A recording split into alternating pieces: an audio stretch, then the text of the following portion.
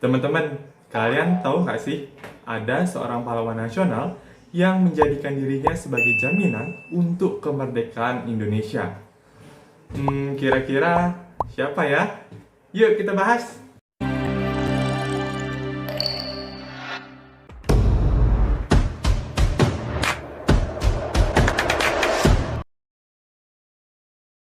Om Swastiastu. Halo semuanya, gimana nih kabar kalian di situasi yang seperti ini? Semoga tetap dalam keadaan sehat ya. Nah, seperti pepatah mengatakan, tak kenal maka tak cinta. Untuk itu, perkenalkan, nama saya IGD Arjuna Putra, nomor absen 11 dari kelas 11 MIPA 5. Pada kesempatan ini, saya akan menjelaskan terkait salah satu tokoh nasional Indonesia yang menjadikan dirinya sebagai jaminan untuk kemerdekaan Indonesia. Nah, beliau bernama Ahmad Subarjo. Di video kali ini saya akan membahas terkait biografi Ahmad Subarjo, peran Ahmad Subarjo dalam peristiwa proklamasi kemerdekaan Indonesia, dan alasan mengapa saya memilih Ahmad Subarjo dalam pembuatan video kali ini. Tanpa berlama-lama lagi, yuk kita simak. Ahmad Subarjo memiliki nama lengkap Mr. Raden Ahmad Subarjo Djojo Adisturjo. Beliau merupakan tokoh pejuang kemerdekaan Indonesia, seorang diplomat, pahlawan nasional Indonesia, dan Menteri Luar Negeri pertama Indonesia. Beliau lahir di Karawang, Jawa Barat pertanggal 23 Maret 1896. Dulunya, sang ayah memberinya nama Teku Abdul Manaf, namun sang ibu memberinya nama Ahmad Subarjo. Nama Djojo Adisturjo sendiri ditambahkan saat ia berada di penjara Ponorogo sebab peristiwa 3 Juli 1946. Ayah Ahmad Subarjo bernama Teku Yusuf yang merupakan bangsawan Aceh dan bekerja sebagai pamong pegawai di masa pemerintahan Belanda. Sementara sang ibu bernama Wardinah yang masih memiliki keturunan Jawa Ningrat. Didikan keluarga menyebabkan Ahmad Subarjo memiliki watak yang tenang dan berhati-hati dalam mengambil keputusan ketika ia menghadapi sebuah masalah. Ahmad Subarjo juga merupakan seseorang yang aktif di organisasi pergerakan pemuda seperti Perhimpunan Indonesia atau Indisperinggi dan juga Jong Java. Ahmad Subarjo menempuh pendidikannya di HBS atau Huger Burger School pada tahun 1917 di Batavia. Lalu ia melanjutkan pendidikannya di Universitas Leiden Belanda dan memperoleh ijazah Mr. in the Rechten atau sarjana hukum di bidang undang-undang pada tahun 1933. Nah, sebelumnya di bulan Februari 1927, Ahmad Subarjo beserta pemuda-pemuda dari Indonesia yang sedang menuntut ilmu di Belanda menghadiri sebuah forum internasional yang bernama Liga Anti-Imperialisme dan Penindasan di Brussels, Belgia. Di sana beliau menegaskan kepada para hadirin bahwa perlunya upaya-upaya untuk melawan kolonialisme dan imperialisme. Masih di tahun 1927, Ahmad Subarjo mewakili Perhimpunan Indonesia menghadiri peringatan ulang tahun ke-10 Uni Soviet. Di sana, ia mengunjungi Moskow dan Leningrad untuk menambah pengetahuannya terkait politik dan menyebarluaskan perjuangan rakyat Indonesia melawan penindasan kolonialisme Belanda. Nah, sewaktu kembali ke Indonesia, Ahmad Subarjo aktif menjadi anggota BPU PKI dan juga PPKI. Terkait kisah asmaranya, Ahmad Subarjo menikah dengan Raden Puji Astuti dan memiliki anak yang bernama Pujiwati Intia, Nurwati Dewi Sri Budiarti, dan Rohadi Subarjo.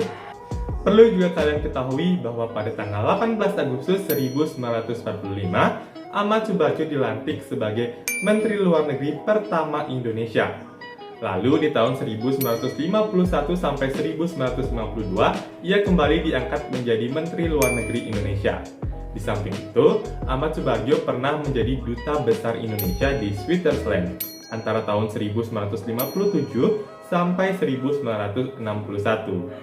Di bidang pendidikan, Ahmad Subarjo merupakan profesor di bidang sejarah perlembagaan dan diplomasi Republik Indonesia di Fakultas Kesusastraan Universitas Indonesia. Namun, pada tanggal 15 Desember 1978, Ahmad Subardjo meninggal dunia di Rumah Sakit Pertamina, Kebayoran Baru, Jakarta, sebab sakit itu yang menimbulkan komplikasi. Ia lantas dimakamkan di Cipayung, Bogor. Dan pada tahun 2009, pemerintah Indonesia menetapkan Ahmad Subardjo sebagai pahlawan nasional Indonesia. Nah, selanjutnya kita akan membahas mengenai peran Ahmad Subardjo dalam peristiwa proklamasi kemerdekaan Indonesia. Nah, Ahmad Subardjo memiliki peran yang penting dalam sejarah Indonesia, utamanya di peristiwa menjelang proklamasi kemerdekaan Indonesia. Nah, apa aja sih perannya? Peran pertama, Ahmad Subardjo berhasil meyakinkan golongan muda untuk mengizinkan Soekarno-Hatta kembali ke Jakarta. Nah, saat menjelang proklamasi kemerdekaan Indonesia nih, ada peristiwa yaitu Rengas Dengklok, di mana golongan pemuda membawa Soekarno dan Muhammad Hatta ke Rengas Dengklok agar terhindar dari pengaruh Jepang dan dapat segera memproklamasikan kemerdekaan Indonesia. Sementara itu, di Jakarta, golongan muda yaitu Wikana dan golongan tua yaitu Ahmad Subardjo melakukan perundingan. Setelah perundingan, Ahmad Subardjo menyetujui untuk memproklamasikan kemerdekaan Indonesia. Maka dari itu, Ahmad Subardjo pergi ke Rengas Dengklok. Di sana, Ahmad Subardjo berhasil meyakinkan para pemuda untuk mengizinkan Soekarno-Hatta kembali ke Jakarta dan melakukan proklamasi kemerdekaan Indonesia. Bahkan, Ahmad Subardjo memberikan jaminan dengan taruhan nyawa yang mana kemerdekaan Indonesia akan diumumkan pada tanggal 17 Agustus 1945 selambat-lambatnya pukul 11.30. Apabila hal itu gagal, maka Ahmad Subardjo bersedia menerima hukuman mati.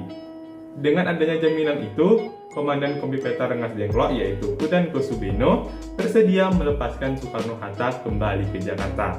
Nah, sekarang kalian tahu kan kenapa Ahmad Subardjo disebut sebagai penjamin kemerdekaan Indonesia.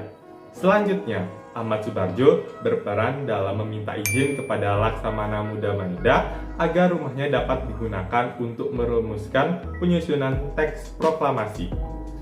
Nah, setelah dari Rengas Dengklok, Soekarno, Hatta, dan Ahmad Subardjo tiba di Jakarta. Nah, di Jakarta, Ahmad Subardjo mengusulkan kediaman Laksamana Muda Maeda untuk dijadikan tempat penyusunan teks proklamasi kemerdekaan Indonesia. Nah, perlu kalian ketahui bahwa Ahmad Subardjo dan Laksamana Muda Maeda memiliki kedekatan. Peran yang terakhir adalah Ahmad Subardjo ikut dalam perumusan naskah teks proklamasi kemerdekaan Indonesia. Nah, setelah mendapat izin dari Laksamana Muda Maeda, Soekarno, Hatta, dan Ahmad Subardjo langsung merumuskan naskah proklamasi. Selama proses perumusan, Ahmad Subardjo turut menyumbangkan gagasannya pada bagian pertama teks proklamasi kemerdekaan Indonesia yang berbunyi, "Kami bangsa Indonesia dengan ingin menyatakan kemerdekaan Indonesia." Nah, teman-teman, sebenarnya apa sih alasan saya memilih Ahmad Subardjo dalam pembuatan video kali ini? Nah, alasan saya memilih Ahmad Subardjo dalam pembuatan video kali ini karena Ahmad Subardjo merupakan salah satu pejuang yang berperan penting dalam kemerdekaan Indonesia. Selain itu, Ahmad Subardjo memiliki watak yang berani dan rela berkorban demi kepentingan bangsa dan negara, di mana ia berani dan rela menjadikan dirinya sebagai jaminan untuk kemerdekaan Indonesia. Sehingga hal tersebut sudah sepatutnya dicontoh oleh kita, para generasi muda Indonesia. Nah, teman-teman, itu tadi penjelasan terkait biografi dan peran Ahmad Subardjo dalam sejarah Indonesia. Nah, dapat kita ketahui nih, kalau Ahmad Subardjo memiliki peran yang penting, utamanya pada saat peristiwa menjelang proklamasi kemerdekaan Indonesia. Nah, sekian penjelasan dari saya. Mohon maaf apabila ada kesalahan dan kekurangan. Beli nasi goreng, rasanya gurih. Dimakan bersama nyonya. Saya ucapkan terima kasih atas semua perhatiannya. Saya tutup dengan Parame Santi. Om Santi Santi Santi Om. Salam History.